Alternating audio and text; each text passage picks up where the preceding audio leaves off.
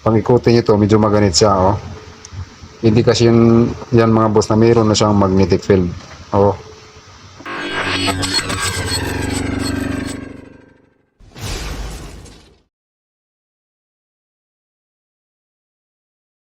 Kami ng bagong alternator. Ano to? Tawag dito. OEM. Lucas ang brand niya. So, 11K din yung kanyang price.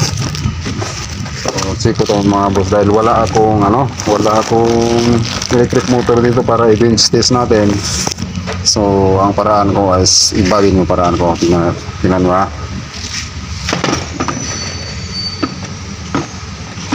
Ganito na lang ako mag-test mga boss dahil wala akong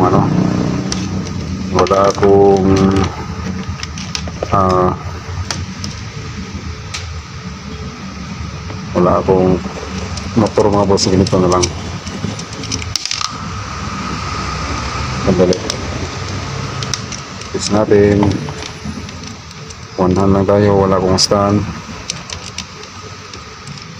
So medyo madilim yung camera natin dahil lumang cellphone ang gamit ko dito. Yung cellphone ko mga boss ay masira. So ito lang muna. So ipon pa tayo ng pambili ulit. Okay. So lumang camera to sa lumang cellphone ko. Ano naman to eh. Ayan. So ganito lang. Ito yung malaking terminal dito. Patong battery positive. Yan. Tapos lagyan natin ng ground. Ground tayo mga boss. So dito tayo sa ground. Ingat na kayo. Baka mag-short yung nyo. Sayang. Saka ito sa positive.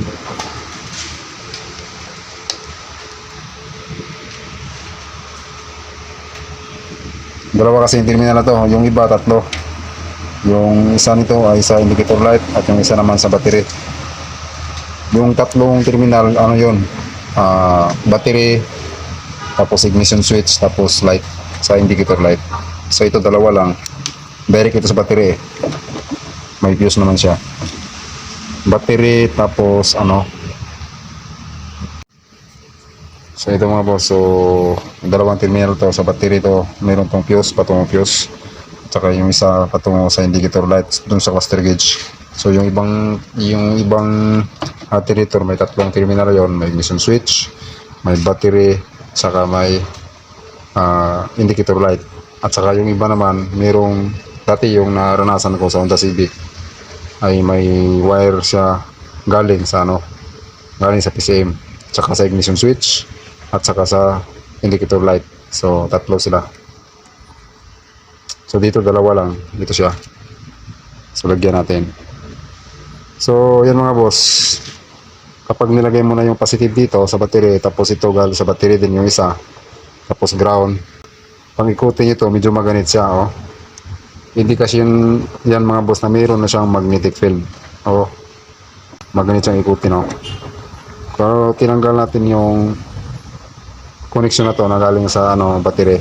Ito tanggalin natin. So mag freewheel lang. Tingnan nyo, oh, kita nyo. So masyado siyang malambot siyang ikutin, oh.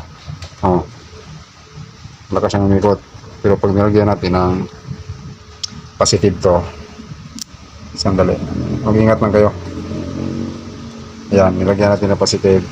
Ayan, oh, mag-ingat lang kayo dahil delikado din. So kapag magsi kayo ng ganitong pamamaraan ay so ingatan nyo yung iwasan nyo magka-short.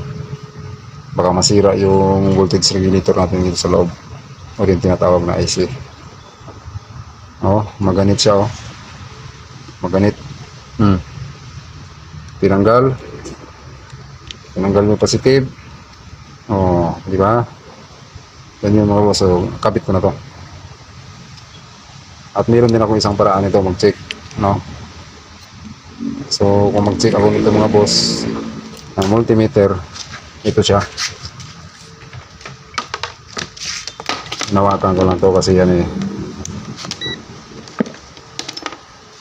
So ganito yung mag-check na boss. Siya. Lagay nyo to sa ground. Sandali lang. So dapat one direction lang. I-diode mode natin. Yung tester dapat one direction na siya. Tingnan natin. Touch natin yung terminal na malaki dito. Tapos dito. So may reading. Kita nyo, may reading siya. Kung baliktarin natin yan, dapat walang reading yan. So tingnan nyo ha. So sinsa na kayo sa kanila natin dahil wala akong stand ngayon. So touch natin sa ground. Oops. Yun. So ibig sabihin walang leak yung rectifier. So bago talaga. At saka kung nagtatanong kayo kapag nag-check tayo ng indicator light. So minsan kasi pag sira yung IC hindi yan umilaw yung indicator light eh. Katulad na nangyari nung sa isang alternator na sira. Ito siya.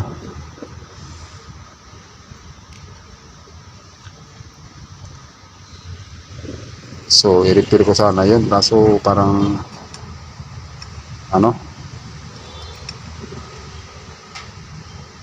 ayaw bumili ng company ng parts na ng alternator na yun. So ayan, ito mga boss, kunin ko siya ulit. Ground sa battery positive at ito naman sa battery positive din. So yung malaking terminal, check natin yung para sa indicator light ya. So connect natin sa ground yung yung tester natin. So pag dots natin ay dapat yan, dapat iilaw to mga boss. Dali lang.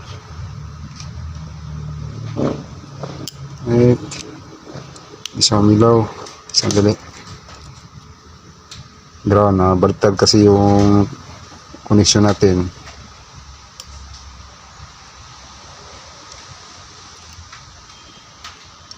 Yan. Oh, di ba umilaw siya. So, yan yung para sa indicator light. Kapag umikot ng malakas yung alternator at naikabit natin to sa sa makina. So, mamamatayan. Kahit sa bench test kapag nandun ka sa nagpa-repair ka sa shop. So, ganito din yung pamamaraan nila sa pag-test. Paikutin nila yun sa electric motor. Okay mga boss, so kabit na natin.